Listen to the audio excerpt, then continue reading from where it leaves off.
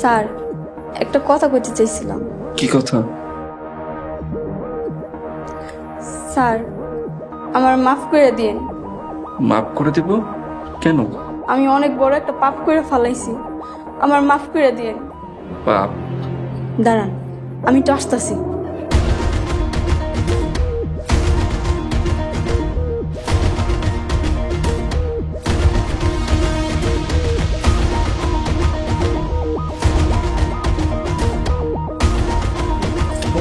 এই নেন, এইখানে 1 লাখ টাকা পুরাই আছে, একটা টাকা আমি খরচ করিনি।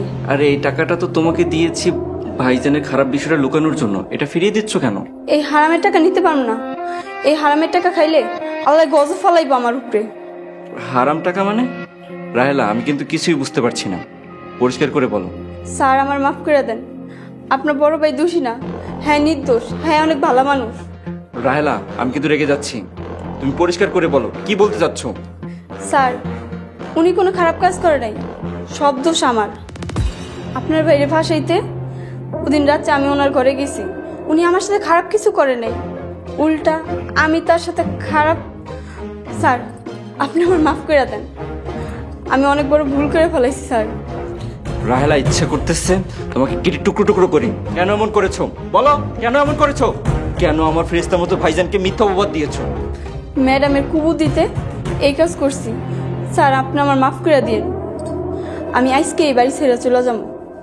স্যার, যদি আপনার বড় ভাইজানের খুঁজা পান তাইলে কোয়েন এই পাপি রাহেলা তার কাছে মাফ চাইছে।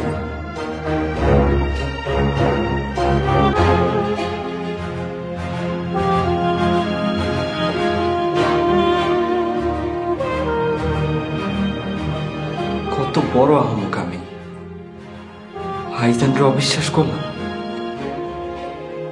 হে আল্লাহ, তুমি আমার মাফ করে দাও, মাফ করে দাও। ভাইজানের আমি কই পাবো? হে আল্লাহ, ভাইজানরে তুমি আমার কাছে আইনা দাও। আল্লাহ, ভাইজান।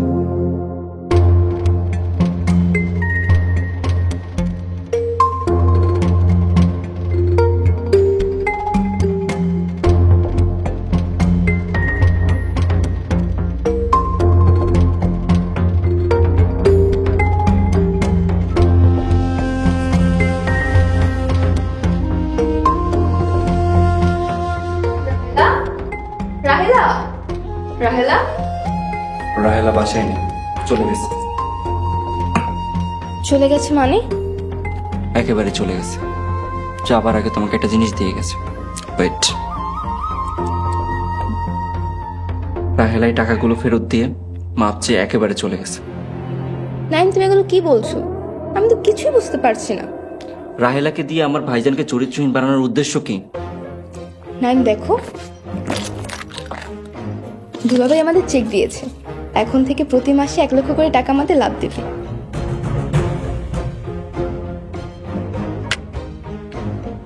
আমি তোমাকে কিছু প্রশ্ন করেছি, উত্তর চাই রাইট নাও। রাহেলা যেহেতু চলেই গেছে তখন তোমাকে সবকিছু বলে গেছে আশা করি।